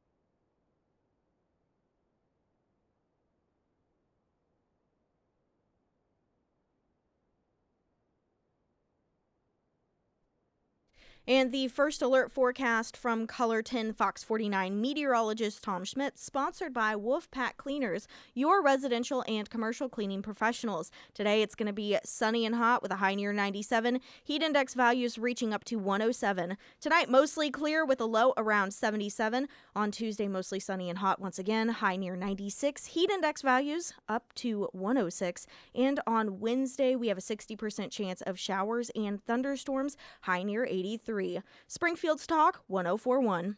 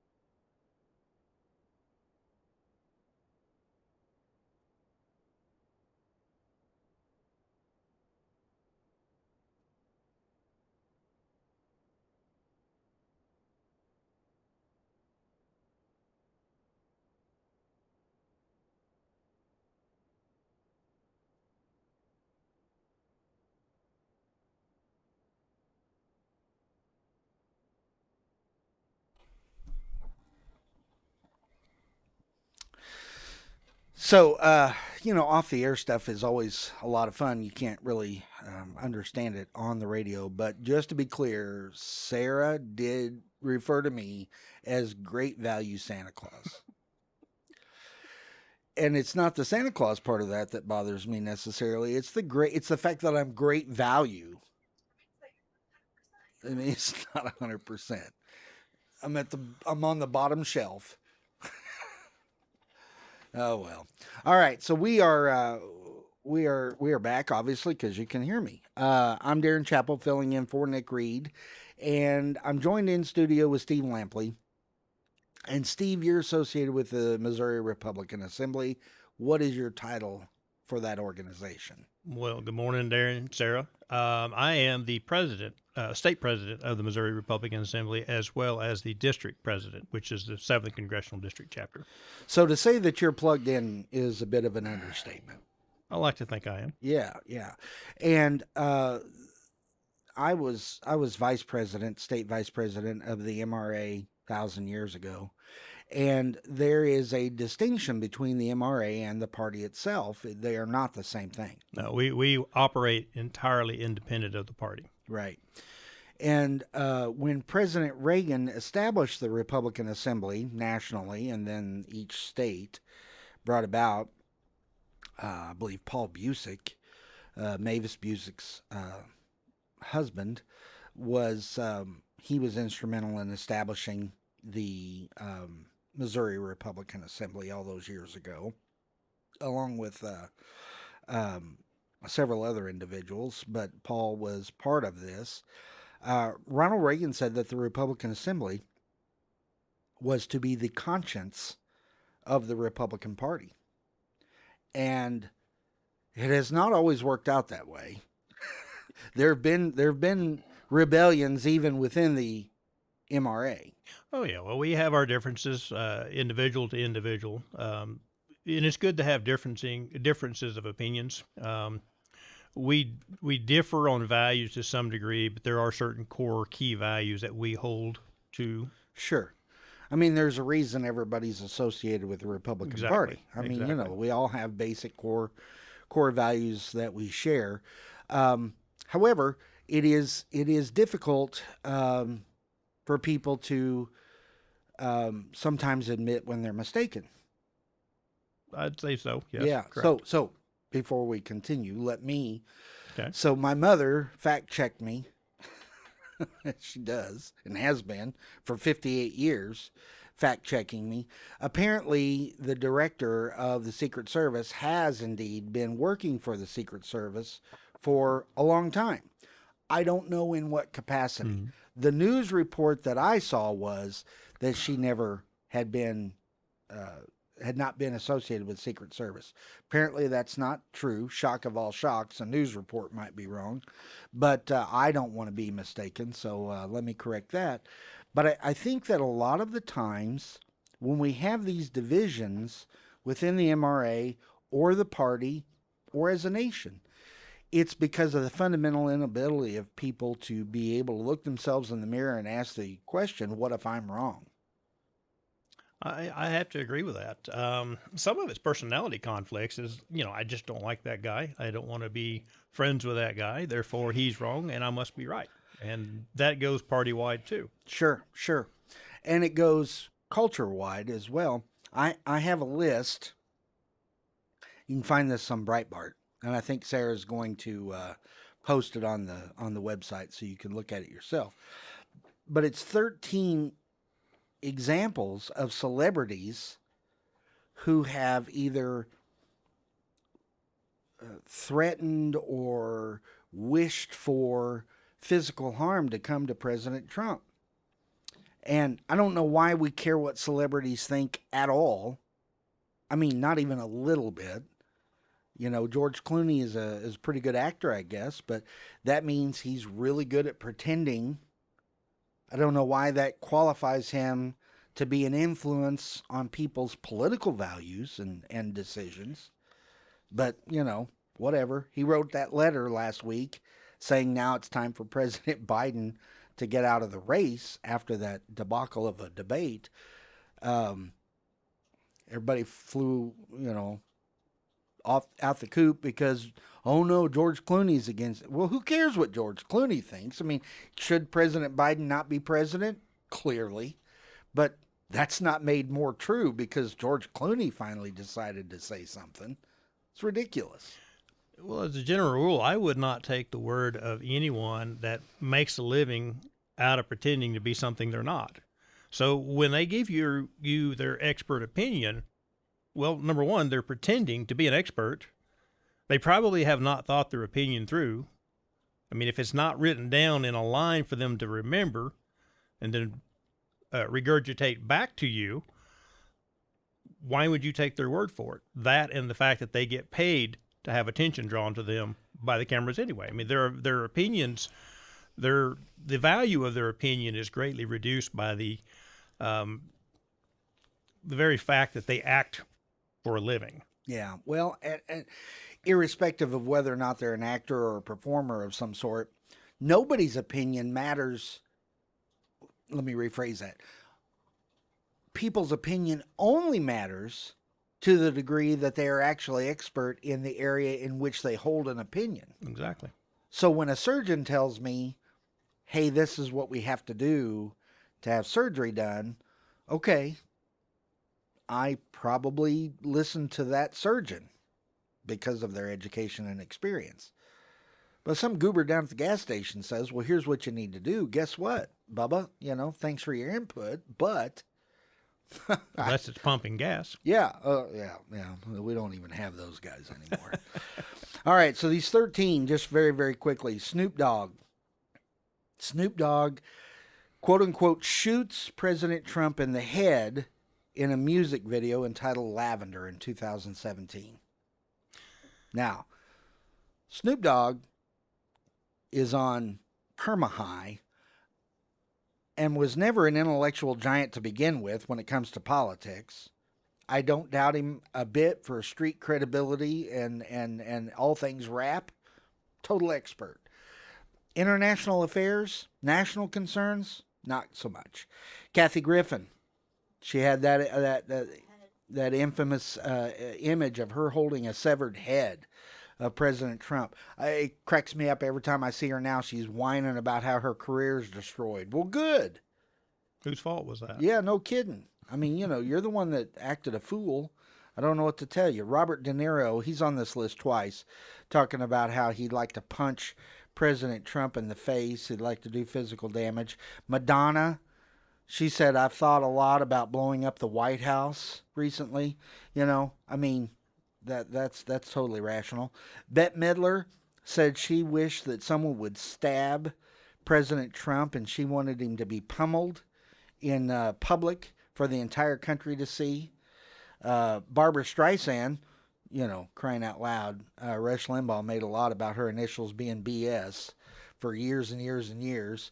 Barbara Streisand, she shared an image showing House Speaker Nancy Pelosi impaling President Trump with a pair of high heels. Oh, gosh. Johnny Depp, who... This guy is such a phony. He's from Kentucky and he talks like he's from London.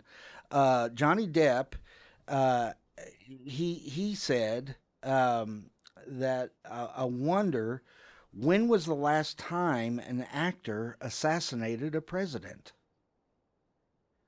And of course it was John Wilkes Booth. But the reality of it is these are people of some influence for some dumb reason, and yet they continually put out about President Trump all this violent and negative concepts. Deborah Messing, kind of a B actor on TV, she wished publicly that President Trump would become a rape victim. Does anybody even know who she is? She's that redheaded gal from Will and Grace, I guess. Jim Carrey he's some kind of an artist. He drew a picture that had President Trump being burned at the stake. Oh, wow. With the word witch superimposed over him. George Lopez, who hasn't been relevant in 15 years or so, he shared an image of the drug lord El Chapo beheading President Trump. And it says "Make America Great Again" on it. Oh, well. Jeffrey Katzenberg, who I don't know anything about other than he's some sort of Hollywood studio chief, or was, he compared Trump to Hitler just 2 months ago. How many times have we heard people talking intellectually, just, if you could go back in time, who would you take out? Well, a lot of people have said, well, I'd kill Hitler as a child, justifying that because, of what he was going to do. Well, it's not justified even in that case. I might have tried to teach the kid something so that he didn't act like that. But, you can't compare your political opponents to Hitler and then expect people not to take it seriously at the end of the day. Jane Fonda, who is, if you're my age or older, you know everything you need to know about Jane Fonda. But she also compared Trump and his administration to Hitler and the Third Reich. And again, Robert De Niro, he compared Trump's political rise to Nazi Germany. And this vitriolic rhetoric that we see throughout the last few years, people listen to that, and then you got some crazy 20-year-old who actually shoots the president and kills somebody who was standing behind the president. And then, you go on Twitter and you got all these videos about how, oh man, we missed him by that much, or it was so close, or good try, A for effort, I saw, Yep. It's insanity, absolute insanity. All right, we're going to take another quick break, and when we come back, we're going to continue to talk to Steve Lampley. This is Darren Chappell filling in for Nick Reed right here on KSGF.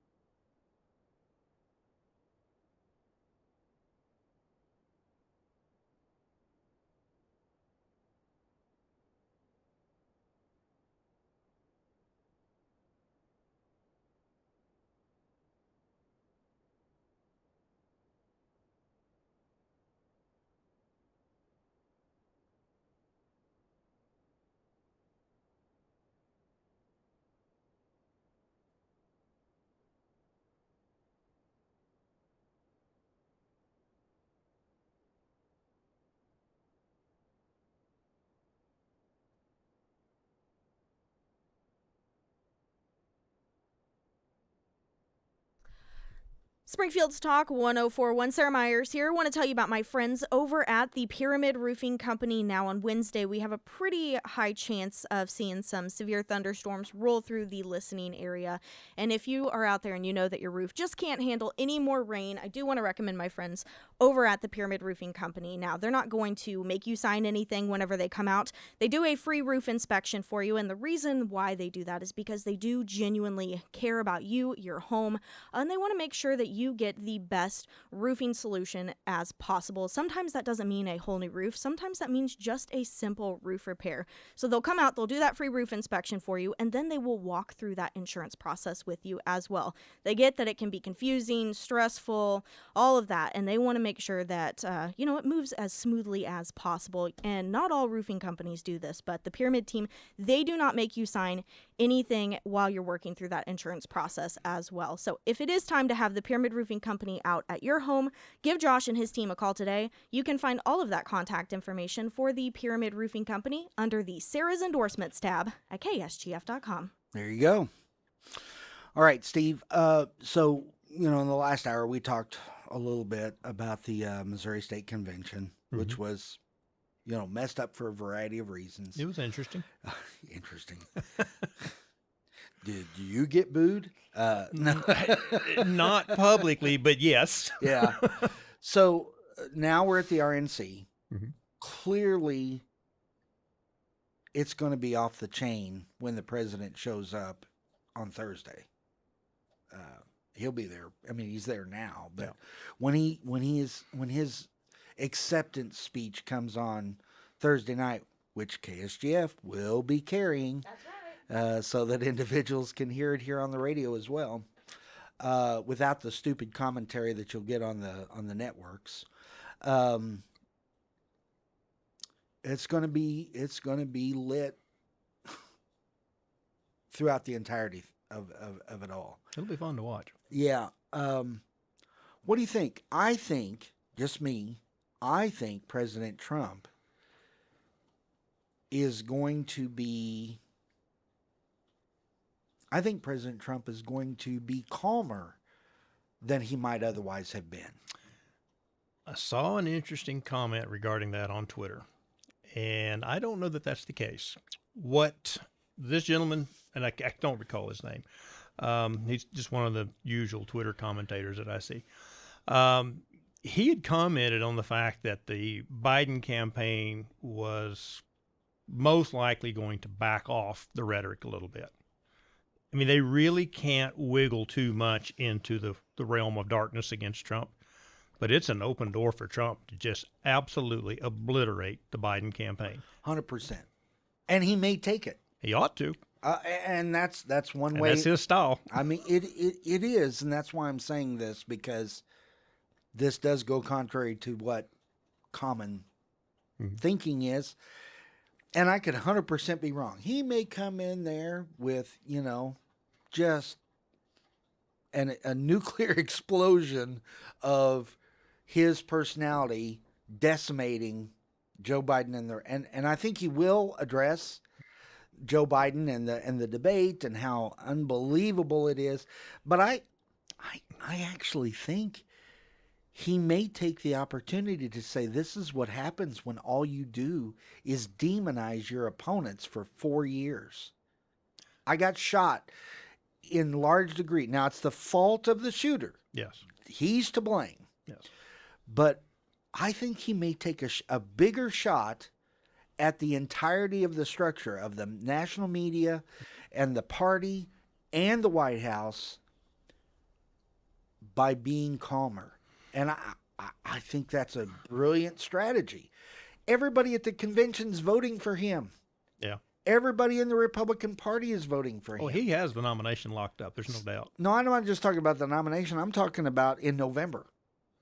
All those people are voting for him. Now, what are you going to do with the independents? I think it's an opportunity to absolutely decimate the democratic irrationality that has been going on for all this time. I think your points are very logical, very rational, and that's how you and I would do it. I just don't see Trump doing that. We'll see. I could be wrong. I see his personality taking hold. It's certainly happened before. Well, but the guy, the guy played golf the next morning. Yep. The Democrat Party has already taken down the anti-Trump signs outside of the arena there at the RNC convention. So they're already pulling back. They're already toning down their rhetoric. You know, when you've got an enemy that's on the run, you can back off and you can be kind and let them retreat. But why would you when you're winning?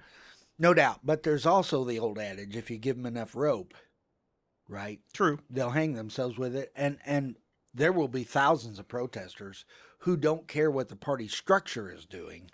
There will be thousands of protesters lined up outside the RNC convention. There's no doubt about that. There always are, but this year especially. Well, I hope they have better security there than they did at the rally. I think they've beefed it up quite a bit. All right, we got to take another quick break for the bottom of the hour. We're going to be back with Steve Lampley here on KSGF 104.1.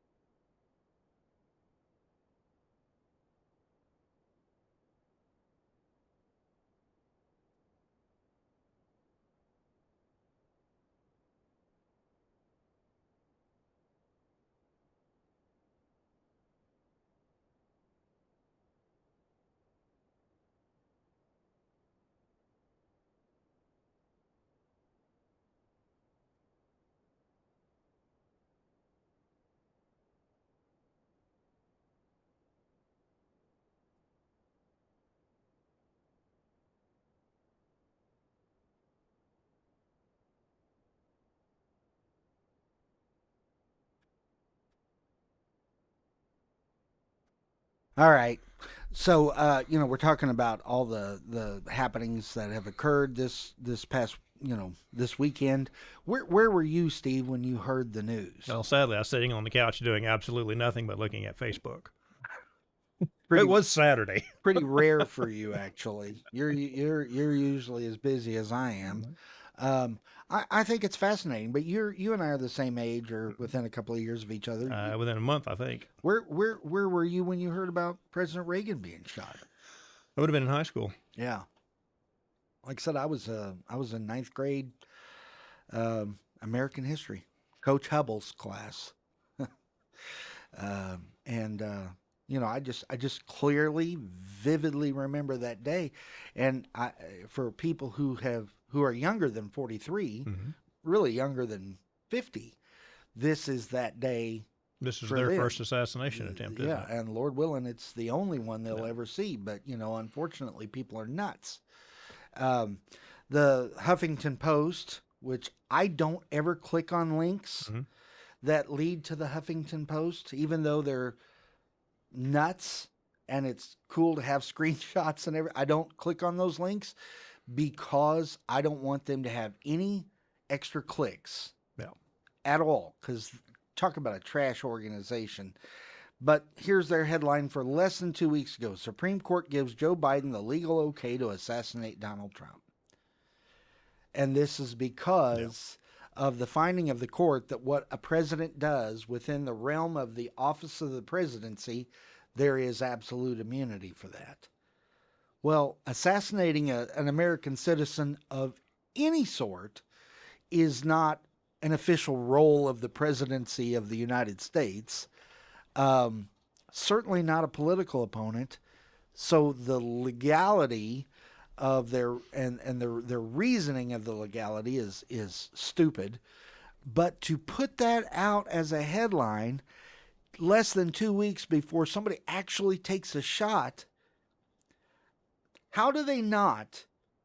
How do people on that side of the spectrum, how do they not accept some sort of responsibility for what they've been putting out for some time? And I know they say it about Republicans all the time when people have got their "don't tread on me" flags and a flag, an appeal to heaven, and they want to say historically, you got to understand those are terrible. But we're the ones that they've been calling domestic terrorists for the last several years. True. I mean, the responsibility comes when you bring accountability. Yeah. When you look at Kathy Griffin, she was investigated by the Secret Service for making the comments that she made with the beheading, the visual of Trump. Yeah.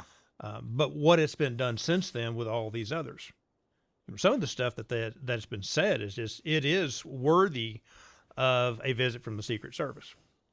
Yeah, and there was a study done, commissioned under Governor Nixon years ago. Bob Dixon was still in the Missouri Senate at the time, and they had a listening station tour here in Springfield.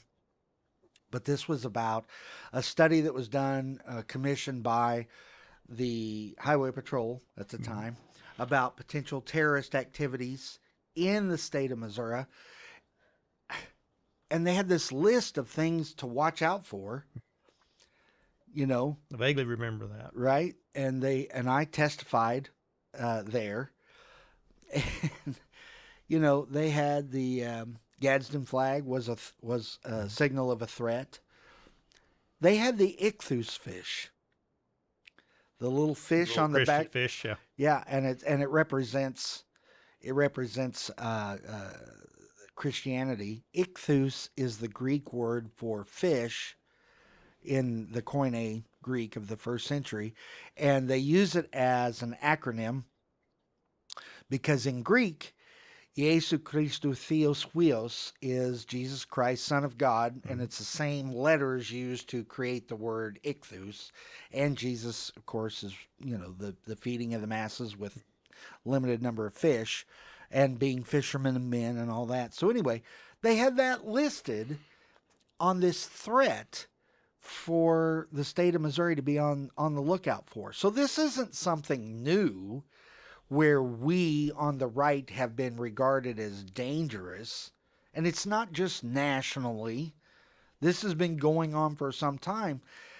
I cannot emphasize strongly enough that if the right were truly a domestic terroristic philosophy, we would have been embroiled in civil war long, long, long ago because we're the ones with the guns and the know-how to use them. We would have won that war, started that war, won that war. It would have been over and done. There would not be Democrats. They would not exist because they would have been purged if we are what they say we are. Yeah, and of course we're not. Now, there are whack jobs. Oh, yeah. We have some whack jobs on our side, too.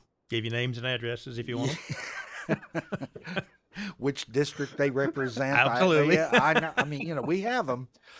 But it's the left that's been demagoguing this for years. They put words into actions. Yeah, absolutely. All right, we got to take another quick break, and then when we come back, we're going to wrap up the show this morning with you and with Steve Lampley here on KSGF 1041.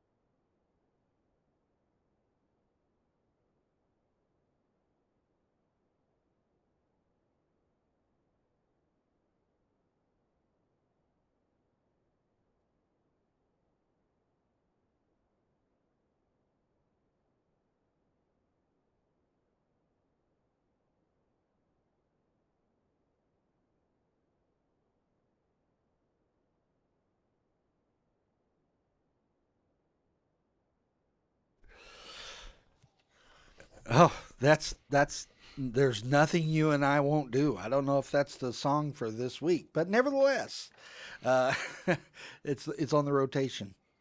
But that's the attitude of some people. There's nothing I won't do to make my side victorious by shutting up the other side. And that's what I was talking about earlier in the show.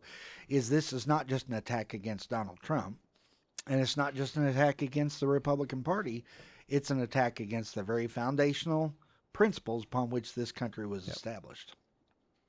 Political assassinations have been going on from the beginning of time. As long as there have been governments, there have been somebody willing to kill the guy who's in charge. When you have a government that will not enforce the accountability factor, I think that's what emboldens more and more of the rhetoric, which then becomes actions. Well, and of course, we live in a country that holds dear the right to free speech. Mm-hmm.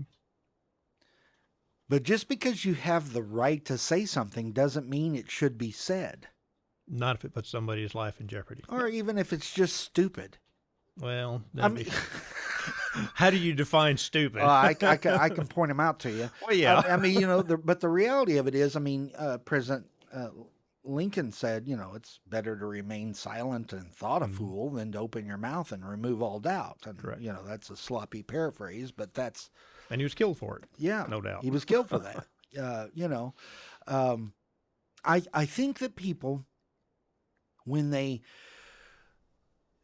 In the past, people reach the point for really two primary reasons of assassinating someone. They're nuts. Yeah. First of all, they're just crazy. Or the person being killed is altering societal mores too successfully. President Kennedy, a Democrat, although I don't know that he would be today. No, but, probably not by today's standards, no. Yeah, but President Kennedy, a Democrat, was being extraordinarily successful in bringing the country into the baby boomer mentality. Mm-hmm. Now we look at baby boomers and you say, oh, look at the boomers, and all that. That's what people say. By the way, I'm a Gen X. Quit calling me boomer just because I got gray hair. I'm a Gen X. But he was the first president, young, vibrant. He had his faults, no doubt, had his flaws, but he was a different kind of president that for the first time this country was moving in firmly into the 20th century and the new hopes. And they killed him. I mean, they killed him. Yep. James Garfield, William McKinley, Bobby Kennedy. The fact that the Biden administration has refused to allow RFK Jr. Secret Service, I mean, that is insane to me. It lends credibility to all the conspiracy theories that we're now seeing popping up since the assassination attempt on President Trump. Yeah. I mean, do I think Joe Biden sent this 20-year-old kid to Pennsylvania to kill President Trump? No. First of all, that require cognitive capacity that I'm not sure President Biden actually has. You cannot be both conspiratorial and incompetent at the same time. And so no. Do I think Joe Biden did that? Absolutely not. However, the idea that President Trump's Secret Service contingent, President Trump asked for more Secret Service agents and was denied. There are Democrats in Congress who said he shouldn't have them at all, even though he's a former president. And they all have Secret Service. Jimmy Carter has them. For life. Yeah. He's been out of the presidency for over 40 years. Yeah. He still has them. Yeah. But RFK Jr., crying out loud, with the Kennedy history. His father, his uncle, his father. It's astonishing to me that the Biden administration has denied RFK Jr. Secret Service protection. Meanwhile, we got billions to send to Ukraine. Yep. Right? I don't think that Biden sent this guy to kill President Trump, but he did send the wrong people there to protect him, clearly. Yeah, who knows? I'm not sophisticated enough to know whether the actual Secret Service agents were not qualified. I know there wasn't enough of them. I know they relied too heavily on Homeland Security. There were some grievous errors in their planning. I mean, Yeah, the first aerial view I saw of the area where the shooter was versus where the president was, clearly that building had to be protected. They should have had assets on there. There's a water tank to the northeast that should have had assets on there. yeah, They should have made sure those high vantage points could not be obtained. I worked at the News Leader doing a construction project years ago when President Bush came through. We were told an hour before his motorcade came through, get off the lifts. We were on platform lifts or scissor lifts. The windows had been taken out, so we would have had clear view. They said, get off the lifts, don't get on them until he's gone. We cannot have you in an right. elevated position. They secured everything. Now, he was a sitting president versus a former president. 33 years ago, Marshfield has the biggest 4th of July parade west of, and the longest running 4th of July parade west of the Mississippi. And President George H.W. Bush was coming to Marshfield for the parade. It's a big deal. I ran Kentucky Fried Chicken in Marshfield back then. And I was 25 and too dumb to know any better. So I called the White House.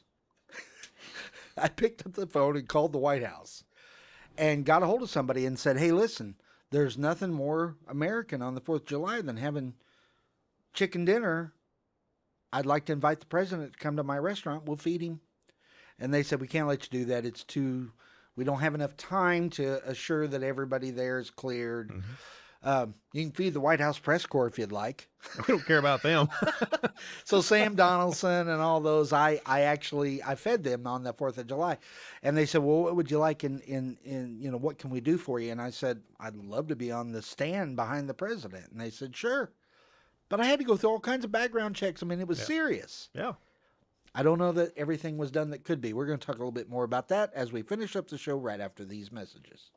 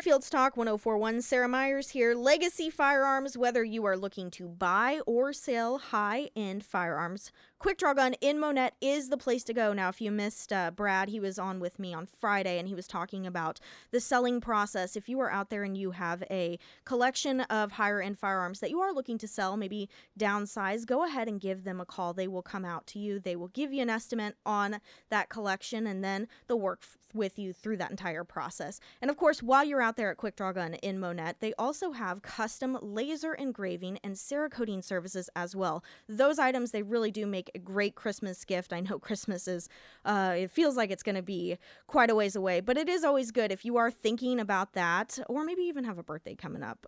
That's always a great custom gift. Now, I highly recommend that you take a trip down there to Quick Draw Gun in Monette. It's pretty easy to find, just a straight shot down 60, about an hour away. And of course, in the meantime, if you have any questions, go ahead and give Brad and his team a call today. You can find all of that contact information for Quick Draw Gun in Monette under the Sarah's Endorsements tab at ksgf.com. Yeah, you'd like to think people would have learned their lesson, but Joy Behar from The View, something that I'm privileged to be able to say I've never seen an episode of. But that particular troll just a few minutes ago on the air said that all the MAGA hats need to be replaced with swastikas. So she's clearly not learned anything from this past weekend. She's still going strong because she's an idiot, a functional idiot. And I say that in a clinical sense of idiot, where we used to only use that terminology for people with a low enough IQ that they were classified as such. She's a moron. She just hasn't been tested yet. Maybe. Who knows? I think you have to be tested at a certain level to be able to be on that show. And but man, people just are not getting it. Steve, thanks for coming in today. It was my pleasure. And Sarah, thank you for. You're welcome. I'll invite you back. How about Friday? Yeah, sounds good. Great value Santa Claus at your disposal. Friday, we're going to be looking at the primaries. August 6th is a big deal. We got to fight like crazy to make sure that our preferred candidates win those elections. But on August 7th, crying out loud, we are Republicans, we are neighbors, we are countrymen, and we need to come together and make sure that this grand republic is maintained, because there are those individuals who are trying to rip it apart. And we need to make sure that that is not the case here at home or nationally. As always, it's a privilege to be here with you. Thank you, Sarah. Thank you, Nick, and the management of KSGF. It's always a privilege to be here, and my little 3-hour therapy session where I get to rant. And today was a good one. I'm thankful President Trump is okay. I'm saddened by the individual who was killed and the others who were injured. And man, we have got to be better as a people, without doubt. We have got to be better as a people. Our very existence as a nation, as President Reagan said, that shining city on a hill, if that's going to be maintained, this is the last place on earth where liberty has the opportunity to thrive. If that's going to be maintained, we have to be better as a people. All right. Thank you all for listening today. Thank you to my guests for being here. And I will see you guys on Friday. Glenn Beck is next.